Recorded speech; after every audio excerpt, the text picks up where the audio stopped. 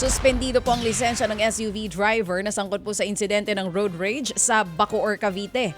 Sa video, makikitang hinarangan ng driver ang kaalitang motor taxi rider. Nagkasagutan po ang dalawa at nagmurahan. Sa isang punto, inambahan pa ng driver ng baseball bat ang nakaalitan. Batay po sa blotter report, magkasunod daw ang motorsiklo at ang SUV nang biglang mapahinto ang rider. Nagbigay daan kasi ito sa tumatawid na pedestrian. Pero tila hindi ito nagustuhan ng driver ng SUV.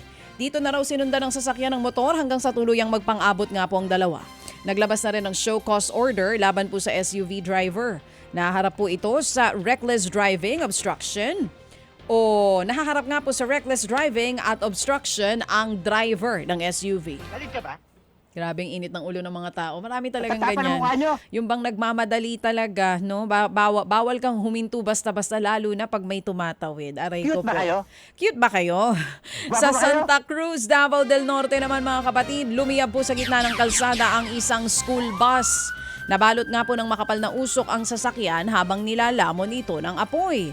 Agad na rumisponde mga bumbero kaya po naapula ito.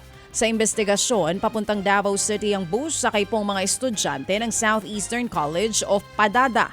Pero sa gitna ng biyahe, bigla na lamang daw nagkaroon ng problema sa brake at gulong ng bus hanggang sa may narinig na pong pagsabog. Naku po, wala naman pong nasaktan sa insidente. Salamat naman. Inaalam pa po kung ano ang pinagmula ng sunog. Naku po, mga estudyante pa naman ang sakay. Maraming salamat at wala pong nasugatan o walang naaksidente dito po sa nangyaring pagliyab ng bus.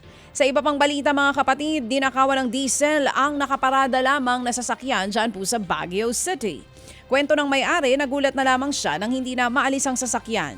Doon na nga niya nadiskubring sinipsip at tinangay ng hindi pa nakikilalang salari ng diesel.